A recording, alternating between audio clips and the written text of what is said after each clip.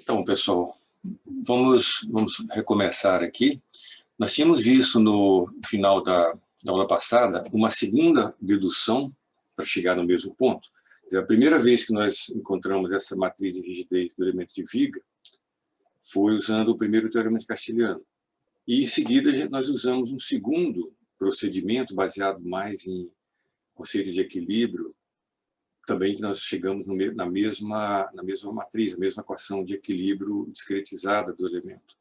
O que a gente usou, só para revisar rapidamente, nessa dedução de via equilíbrio, foi um conjunto que se chama um conjunto de deslocamentos unitários, um deslocamento associado a cada um dos quatro graus de liberdade do elemento. Então, a gente aplicou como condições de contorno, impondo todos os deslocamentos, quer dizer,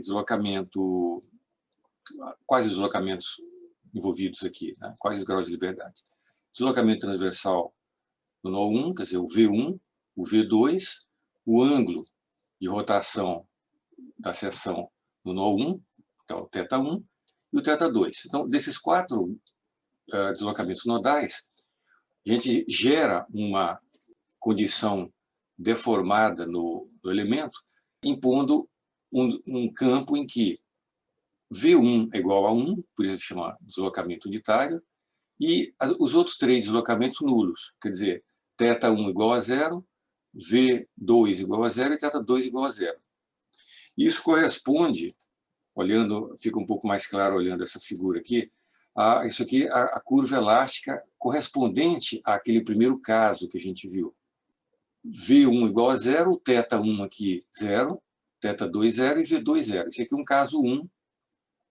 E nós, usando a integração da equação diferencial de curva elástica, a gente identificou qual o carregamento, isto é, quais as duas forças cortantes aqui, e quais os dois momentos concentrados nodais que vão gerar essa configuração de deslocamento aqui.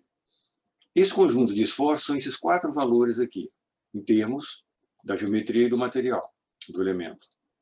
Então, nós obtivemos, identificamos quatro forças que geram essa configuração. Em seguida, foi definido um segundo caso de deslocamento unitário, em que a gente aplicou apenas o θ1 igual a 1 radiano, sendo que V1, V2 e θ2 iguais a 0. Aí, encontramos o conjunto de forças nodais que gera essa configuração aqui. Esse conjunto são essas quatro forças e momentos aqui. Em seguida, faz um terceiro caso, em que você aplica apenas deslocamento V2 igual a 1, e acha as forças necessárias, e, finalmente, aplica apenas θ2 igual a 1 radiano, e encontra as forças necessárias, nodais. Então, encontrados esses quatro conjuntos aqui de soluções, nós partimos aqui de um equilíbrio linear no elemento entre forças internas e forças nodais, e então a gente aplica um caso por vez, um deslocamento unitário por vez. Então, por exemplo, aqui, apenas o V1 igual a 0, os outros deslocamentos nulos, igual aquelas forças identificadas anteriormente, que são esses valores aqui. Quando se multiplica esse vetor pela matriz, automaticamente, como só tem esse 1 aqui, os outros são zeros, o vetor que vai resultar daqui é a primeira coluna, que está aqui. Então, isso aqui já serve para identificar a expressão da primeira coluna da matriz de rigidez, que é igual a isso aqui, em termos da geometria e do material do elemento. Então, com isso, com o caso 1, se identificou a coluna 1. Com o caso 2, se identifica a expressão para a coluna 2, que é isso aqui. E mesma coisa para o caso 3 e caso 4. Quando a gente coleta tudo isso, se encontra a matriz de rigidez do elemento completa, que, não por coincidência, é a mesma que a gente já tinha obtido usando o primeiro teorema de Castiliano. Aqui a gente decidiu colocar as duas deduções porque cada uma delas tem as suas vantagens. Por exemplo, do termo de Castilhana foi bastante rápido. E essa dedução aqui, baseada em equilíbrio, ela tem a vantagem que ela usa conceitos mais compreensíveis fisicamente, né? Bom, então isso aqui resolve a questão de como escrever o equilíbrio, onde nós podemos ver aqui. Aqui, isso aqui nos gera, representa o equilíbrio do elemento, mas quando o elemento ele está colinear com o sistema global de coordenadas. Então, aqui nós temos que pensar que essa expressão, todas as grandezas aqui, são associadas, tanto os deslocamentos nodais, quanto a matriz e os esforços, todos eles estão nas direções locais do elemento. Direção x barra, y barra, z barra. O que nós precisamos fazer para conseguir modelar uma estrutura realista é encontrar, determinar fazer uma modificação, uma transformação dessa relação aqui para o caso em que o elemento esteja inclinado, com uma orientação arbitrária em relação a um sistema global de coordenadas. Isso fica um pouco mais fácil de enxergar se a gente observa uma estrutura, um pórtico aqui bastante simples, como esse. Digamos, bi engastado aqui, 2 segmentos de viga, e aqui não é articulado, não é uma treliça, né? Então isso aqui é algo contínuo. E você tem em algum lugar algum carregamento transversal. Então você veja, nesse segmento aqui, o carregamento transversal claramente gera um processo de flexão. Momentos fletores, tensões que variam ao longo da espessura desse segmento de viga. Porém, essa força aqui ela não é suportada apenas por esse segmento, ela se transmite para o resto da estrutura, por essa parte vertical aqui, por exemplo. Então, uma parte dessa força ela vai gerar o quê? Uma resposta de barra aqui.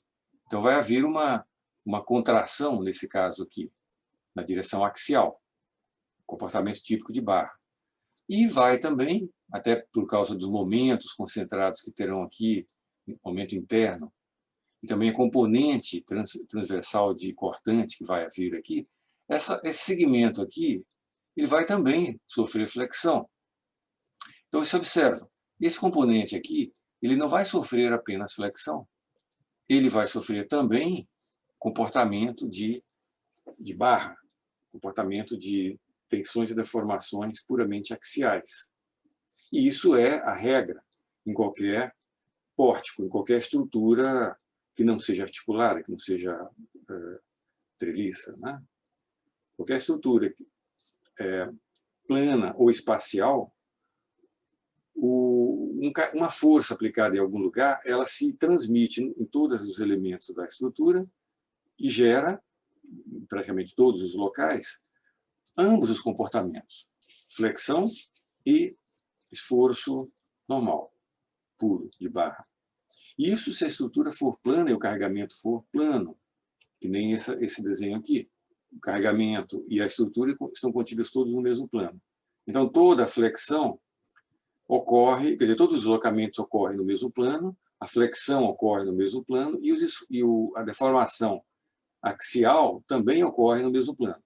Ok, então você tem 2 comportamentos apenas, flexão e esforço normal. Agora, se você tiver uma situação tridimensional, não precisa ir muito longe, essa mesma estrutura aqui, que é plana, a geometria é plana, mas basta você aplicar algum carregamento transversal, que aí você passa a ter esforços normais, você passa a ter momentos fletores nos 2 planos, e ainda, isso é extra, um terceiro tipo, que é torção, correto? Então, numa estrutura que ela seja tridimensional ou que tenha carregamentos tridimensionais, você também tem torção junto com flexão, junto com esforço normal, correto? Basta imaginar que eu aplicar em qualquer ponto um carregamento, uma força transversal ao papel. Você começa a ter torção também.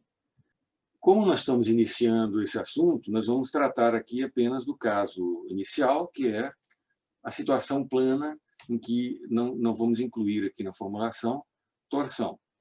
No livro de elementos finitos, vocês vão encontrar uma seção inteira para as estruturas tridimensionais, em que ela é levada em conta todos os 3 comportamentos ali, tanto nos esforços quanto no campo de deslocamentos, porque em 3 dimensões, cada nó não terá apenas deslocamento em x e y, né? Ele terá também em z, u, v e w.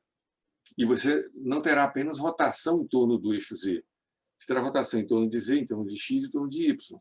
Mas, por enquanto, vamos ficar nisso. O que acontece? Vamos começar tomando um certo elemento aqui, por exemplo, um elemento E2, E3 ou E1, qualquer um deles. Vamos começar, da mesma forma como a gente já tinha feito antes, analisando esse elemento nas direções locais, x barra, y barra e z barra, onde a origem do sistema é no nó 1 e o eixo x barra é colinear com o próprio elemento. Agora, vamos ter que, apesar de que nós estamos construindo ainda um elemento de viga, mas vamos ter que colocar todos os graus de liberdade necessários. Então, por exemplo, para o nó 1, não vamos apenas considerar, igual na primeira dedução, que a gente levou em conta apenas V1 e V2, só o deslocamento transversal. Vamos ter que levar em conta também que existe um deslocamento axial, o 1 e o 2, igual a gente tinha feito no modelo de barra. Então fica o 2, V2 e o θ2, que é a rotação. Então, V2 e θ2 modelam o comportamento de flexão. O 2 modela o comportamento de barra, a parte extensional, o comportamento extensional dessa barra aqui, da viga, né? Numa seção arbitrária, a gente vai ter uma componente axial de deslocamento da seção, que é esse U barra de X barra, e a componente transversal do deslocamento, que é V barra, dependente de X barra também. Ambos os comportamentos já foram modelados, um num capítulo, outro no outro capítulo, né? Então, o que nós temos a fazer é apenas capturar, lá de onde eles foram deduzidos, cada um dos 2 comportamentos. E somar, considerando que nós estamos ainda numa situação linear. Nós temos uma teoria linear. Tá? Pequenos deslocamentos, pequenas rotações e material elástico linear. Então, a gente pode usar esse princípio de sobreposição dos efeitos. Então, como é que vai ser aqui? Nós vamos separar os 2 comportamentos aqui, nessa viga. Ainda no sistema local de coordenadas, x barra e y barra, nós temos aqui as forças nodais e os deslocamentos nodais do comportamento de barra, apenas axial. O 1, o 2, P1x, P2x. E aqui as grandezas do comportamento de flexão. Quer dizer, V1, V2, θ1, θ2 e os esforços, que é o cortante P1, P2, Y, M1, M2, Z. Então, vamos pegar lá de trás o que nós tínhamos obtido já para isso. Para a barra, a relação entre os esforços e os deslocamentos nodais era isso aqui, a equação de equilíbrio do elemento de barra, matriz de rigidez dele. Para o caso de viga, nós tínhamos acabado de deduzir, inclusive de 2 maneiras, o equilíbrio da viga, relação entre os esforços nodais e os deslocamentos nodais. Está aqui a matriz, certo? Então, aí os 2 conjuntos de equação de equilíbrio. O que nós vamos fazer agora? Vamos usar o princípio de sobreposição dos efeitos. Quer dizer, se nós temos a solução disso aqui, né, a relação entre deslocamento e esses esforços, para esse problema, e temos também a solução para esse problema, para esse outro problema aqui, em que o carregamento consiste na soma desses 2 carregamentos, então, a solução disso aqui vai ser simplesmente a soma, a sobreposição dessas 2 soluções. Então, o que nós vamos fazer aqui é o seguinte: nós vamos construir um sistema algébrico linear que relaciona os 6 esforços, então, os 3 aqui do nó 1, os 3 do nó 2, os 3 deslocamentos do nó 1, os 3 do nó 2. Então, nós vamos ter, relacionando aqui uma matriz 6 por 6. E nós vamos copiar cada uma dessas 6 equações aqui, olha, são 2 equações aqui e 4 aqui. Nós vamos copiar cada uma dessas 6 equações aqui. Então, não vai ser inventado nada. Vai ser apenas combinado essas 6 igualdades aqui de uma forma única matricial, correto? Então, nós vamos ter aqui P1x barra é igual a isso vezes o 1. Então, P1x barra é igual, né, EA sobre L vezes o 1 menos EA sobre L o 2. Então, menos EA sobre L o 2. Então, a primeira, se eu colocar zeros aqui, então a primeira equação está copiado perfeitamente dali, certo? Então, eu copiei a primeira equação. Vamos copiar essa segunda equação aqui, mas na linha correta, P2x. A P2x é essa linha aqui. Então, vai ser essa linha da matriz vezes esse vetor. Então, vai ser menos EA sobre L, o 1, está aqui, menos EA vezes o 1, mais EA, o 2. Mais EA, o 2. Então, eu copiei essa segunda equação. Agora, eu vou copiar essa aqui, que é o P1y. O P1y está aqui. Então, corresponde a essa segunda linha. Eu vou pegar 12, eu vou pegar isso aqui vezes V1. Então, é isso aqui vezes V1 que está aqui. Então, eu vou copiar esses 4 termos aqui, nessas posições que estão aqui, porque corresponde a V1 θ1 e V2 θ2. E assim eu vou copiando todas essas linhas e eu formo esse sistema. Tá? Esse aqui é um sistema que a gente chama desacoplado. Tanto é que eu pude separar as duas partes aqui. Desacoplado porque, dessa maneira, se eu estou no sistema local de coordenadas, se eu aplico digamos que eu aplique forças axiais nos nós, eu só terei deslocamentos axiais. Eu não terei deslocamentos transversais, e vice-versa. Se eu aplicar ou força transversal ou momento, eu não terei deslocamentos axiais. Quer dizer, isso aqui continua sendo um sistema desacoplado, por causa da posição desses zeros aqui. Tá? Bom, isso aqui tudo ainda está com as grandezas todas no sistema local de coordenadas, x barra, y barra, z barra. Agora nós vamos para a fase seguinte, que é rotacionar essas componentes aqui vetoriais. Isso aqui são as 3 componentes de um vetor, né? Quer dizer, isso aqui é um componente de um vetor na direção x, y, e isso aqui é de um outro vetor na direção z. Então, bom, a primeira coisa que eu fiz foi colapsar isso aqui tudo numa notação mais enxuta, mais simbólica. Então, nós vamos escrever simplesmente P barra, para esse vetor esforço, K barra, para essa matriz do elemento, o barra sempre indicando que são as direções, são locais do elemento, e o barra, que está aqui, correto? Então, agora nós vamos para a fase seguinte, que é identificar o sistema global de coordenadas, um sistema arbitrário, por exemplo, aqui, x, y.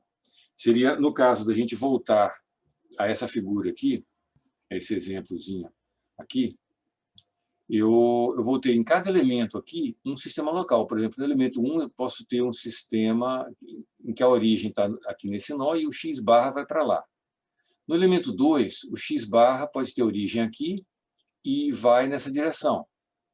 O elemento 3 eu poderia colocar a origem aqui e colocar o x barra para lá. Então, cada elemento tem o seu sistema local, que nem acontecia no caso do treliça.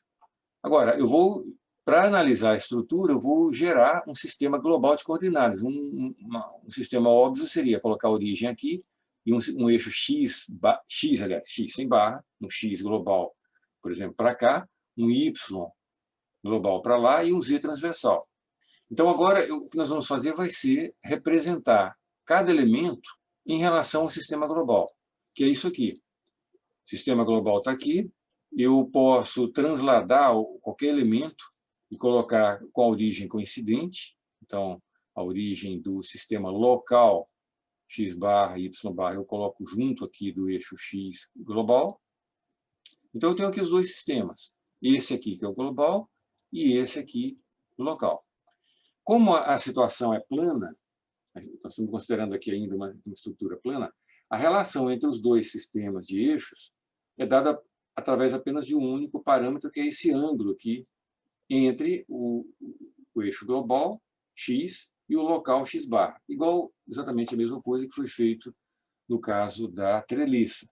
Ainda, o positivo desse ângulo é quando for anti-horário em torno do eixo z, e ele começa a ser contado a partir do eixo global x, e até que você encontra o eixo x barra. Então, está certo. O que nós queremos é encontrar, por exemplo, aqui, nós temos esse nó, ele sofre um deslocamento, ele tem uma componente de deslocamento U barra e V barra, que nem está desenhado aqui. Eu posso, então, essas são as componentes de um vetor, o vetor de deslocamento. Esse ponto aqui, ele pode, digamos, se deslocar para essa posição aqui no espaço. Então, a gente pode representar esse vetor de deslocamento do nó 2 nas componentes U barra, que é isso aqui, e V barra, ou U, V, nas direções globais. Mesma coisa para o esforço P do nó 2 e a mesma coisa para o nó 1, deslocamento e esforço. Essa relação entre as componentes num sistema e no outro é dada dessa forma aqui. Observa que a gente tem essa submatriz aqui, que transforma as componentes x e y locais de força nas componentes x e y global da força no nó 1, a mesma coisa aqui para o nó 2. Direções x e y, direções x e y no nó 2. Esse 1 aqui, por que ele aparece com esses zeros aqui? Porque esse momento aqui, ele está na direção z. E como nós estamos fazendo rotação em torno do eixo z, qualquer entidade, qualquer componente que está na direção z, não muda, porque o z coincide com o z barra. Né? O z local coincide com o z global. Então, uma grandeza que já está na direção z, ela é a mesma na direção z barra. Tá? Então, os esforços aqui de momento não mudam. Tem esse 1 aqui. Essa relação está escrito aqui para os esforços, e nós vamos usar a mesma matriz para os deslocamentos nodais, no nó 1 e no nó 2. Já tínhamos usado isso, na verdade, para treliça plana. Então, nós vamos condensar essa relação aqui, essa transformação plana, aliás, essa, né? Colocando isso aqui como um vetor U barra, essa matriz é uma matriz T, e esse vetor nas direções globais, um vetor U. Mesma coisa para os esforços. V barra, a matriz T, e o esforço P nas direções globais. Essas duas relações aqui ficam colapsadas dessa maneira. Agora nós vamos à fase seguinte. Então, essa parte aqui ainda não tem muita relação com elementos finitos. Né? Isso aqui é uma mera transformação de componentes vetoriais numa rotação plana, componentes cartesianas. Agora que nós vamos levar isso para a parte de elementos finitos. Quer dizer, elementos finitos estavam onde? Nessa equação aqui, que é a relação entre deslocamentos e esforços através da matriz de rigidez, que nós tínhamos encontrado aqui. Tá? Essa relação inteira aqui, ainda nas direções locais. Então, está condensado aqui, esforços e deslocamentos, direções locais. O que nós vamos fazer vai ser usar essas transformações aqui. Essa aqui para transformar o deslocamento, aquela ali para transformar esforço. Então é só substituir aqui. Quando a gente substitui, nós vamos ter uma sequência de etapas. Então, primeiro, o equilíbrio nas direções locais. Substituindo P barra por T vezes P, aqui. Substituindo U barra por T vezes U, e em seguida, pré-multiplicamos isso por T, pela inversa de T, inversa matriz de transformação. Então fica P, T menos 1, K barra T, vezes U. Aí a gente lembra que essa matriz de transformação ela é ortogonal, ela tem essa propriedade de ortogonalidade. Quer dizer que a inversa é simplesmente igual à transposta dela. Então a gente pode reescrever isso dessa maneira. O equilíbrio é P, T transposto, K barra T vezes U. Esse produto aqui são coisas conhecidas. Isso vai gerar uma nova matriz K do elemento, igual a esse produto triplo aqui. Então, a gente passa a ter o equilíbrio do elemento escrito dessa maneira. Agora, as entidades, as grandezas todas estão nas direções globais.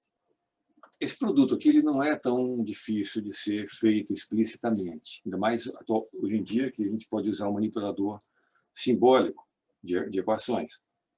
Então, a gente pode encontrar isso de forma explícita dessa maneira. Você não precisa realmente fazer esse produto toda vez que for trabalhar.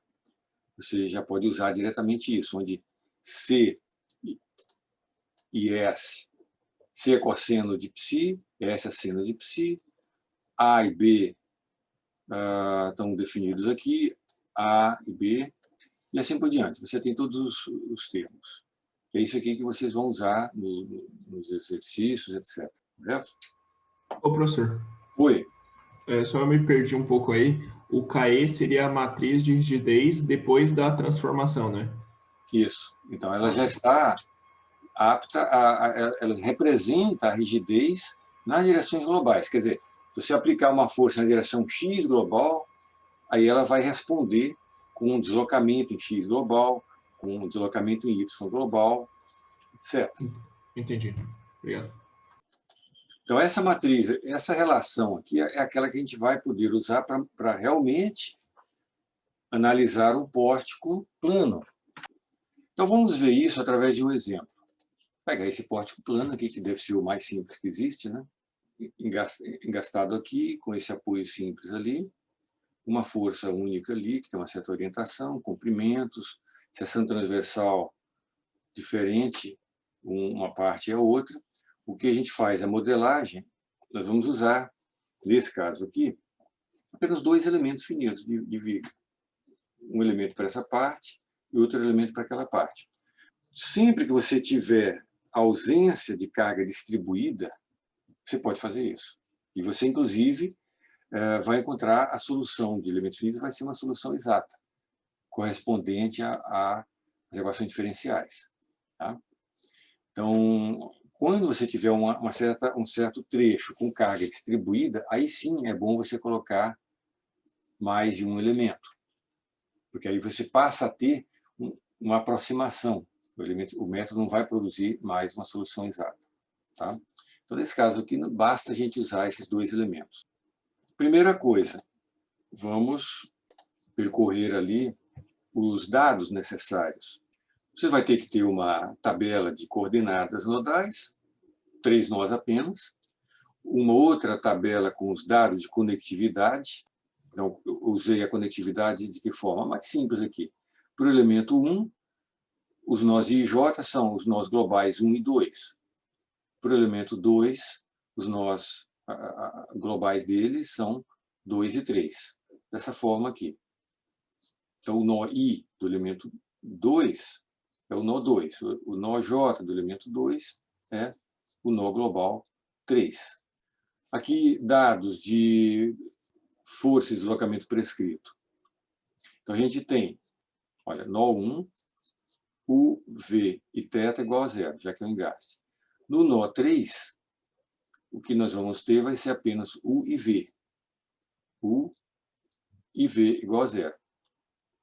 Em termos de forças, nós temos que nos preocupar apenas com as forças nesse nó 2 aqui. E a gente vai ter que fornecer essas forças em suas componentes cartesianas. Força no nó 2 na direção x igual a isso, força no nó 2 na direção y igual a aquilo. Tá? Uma coisa, as outras forças que não estão indicadas são todas, por default, nulas. Então, por exemplo, a gente poderia aplicar o momento conhecido nesse nó 2 aqui, mas é zero, nesse exemplo. Nós poderíamos aplicar, por exemplo, um momento aqui também nesse nó. Apenas que no exemplo é zero. Também poderíamos aplicar forças em Y, etc. A gente pode visualizar já as reações. Então, para cada grau de liberdade vinculado, por exemplo, se U1 é igual a zero, então, automaticamente, a gente vai prever que vai existir uma reação R1x. Vai ter um R1y, e já que o momento aqui foi restringido, vai haver também uma reação de momento no nó 1. Sendo que nós vamos considerar que todas as forças conhecidas externas são nulas aqui. Então, isso aí dá conta dos dados que você tem que fornecer a um programa. Em seguida, a gente entra na parte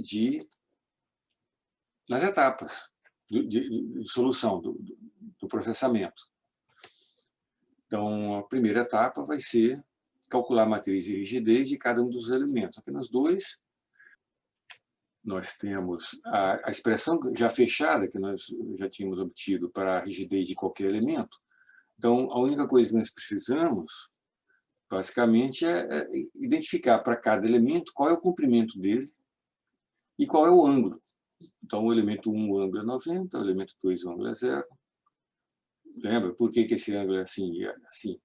Pela relação que tem entre o sistema local e o sistema global de coordenadas de cada um dos elementos. Então, com isso aqui, a gente obtém os valores numéricos da equação da matriz de rigidez de cada elemento. Aqui já está em forma de equação de equilíbrio, em que aqui, por exemplo, já indiquei nos índices os valores nodais associados àquele elemento, que você vai descobrir analisando os dados de conectividade. Então, elemento 2 é identificado pelos nós 2 e 3. Então, isso aqui é nó 2, nó 2, nó 3 e nó 3. Bom, isso aqui já é a matriz global sobreposta. Okay? O processo de sobreposição vocês vão ler direito ali no texto do capítulo, ou ver algum dos vídeos que eu expliquei como que era feito. Nós vamos, basicamente, você tem que, para cada bloco desse de coluna, por exemplo, essas 3 colunas aqui estão associadas ao nó global 1. Essas 3 colunas associadas ao nó global 2. Da mesma forma que as linhas, essas 3 linhas ao nó global 1, nó global 2. Isso para o elemento 1. Para o elemento 2, essas 3 colunas estão associadas ao nó global 2. E as 3 linhas também. Então, essa correspondência que permite que você transfira, por exemplo, esse bloco aqui, digamos aqui esse bloco. Esse bloco ele corresponde à linha 2 e à coluna 3. Então, você vai somar esse bloco na matriz global na posição 2, 3. Aqui está a posição 2, 3, que é, aliás, 2. 2 está aqui e 3 está aqui. Então, estaria aqui, né? Correto? Esse aqui é a segunda linha, quer dizer, esse aqui corresponde, essas 3 aqui correspondem ao nó 1, essas aqui ao nó 2, e essa é o nó 3. Essas 3 linhas aqui. As 3 colunas são nó 1, nó 2 e nó 3. Então, aquele bloco vai ser jogado aqui, somado. Então, com isso é montado toda essa matriz, sobreposição. Feito isso, nós vamos tratar do vetor força, esse vetor que está aqui. Lembrando que o vetor força tem 2 parcelas. Uma parcela que são forças conhecidas e outra que são as reações que ainda nessa etapa são desconhecidas. Então, todas as forças do modelo eram nulas, exceto por essas 2 componentes do nó 2. Essas 2 aqui. Certo? Então, esse vetor aqui, por default, ele é nulo, exceto onde você aplicou realmente alguma força não nula.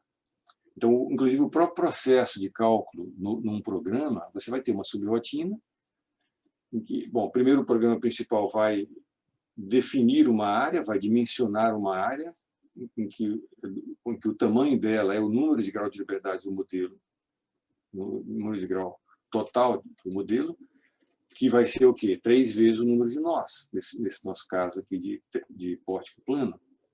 Então, cada nó tem 3 graus de liberdade, vezes 3 deu 9. Então, vai ser dimensionada uma área com 9 posições. Em seguida, vai ser zerada essa área. Se o compilador não fizer isso já por default, isso depende muito dos ajustes do compilador. E em seguida vai ser chamada uma subrotina que vai percorrer todas as forças concentradas e vai simplesmente somar aqui nas posições corretas. Se é o nó 2, você vai procurar o bloquinho aqui do nó 2. Esse aqui é o bloquinho do nó 1, o bloco do nó 2, do nó 3. Então você vai no nó 2 e vai pegar na direção X o valor e vai colocar ali. Com isso você vai construir esse vetor. Esse vetor passa a ser conhecido no programa. Esse aqui, você pode até abrir uma área para ele, mas isso aí só depois é que vai ser calculado. Então, nesse momento, isso não vai ter utilidade em cálculo. Isso a gente coloca aqui para você saber que, conceitualmente, o equilíbrio é feito incluindo essas forças também. Só que nessa etapa de cálculo, a gente não vai precisar nos preocupar com isso aqui. Tá? Então, o que nós vamos fazer? Agora, a gente já conhece a matriz e esse vetor força aqui, pelo menos essa parte. Aí nós vamos para a etapa seguinte, que é a etapa de imposição, vou colocar aqui, imposição das condições de contorno de deslocamento. Quer dizer, nós vamos fazer uma transformação daquele sistema de coordenadas, sistema de equilíbrio, que era esse aqui, num sistema que eu vou colocar uma barra aqui em cima para dizer que ele está diferenciado. Tá?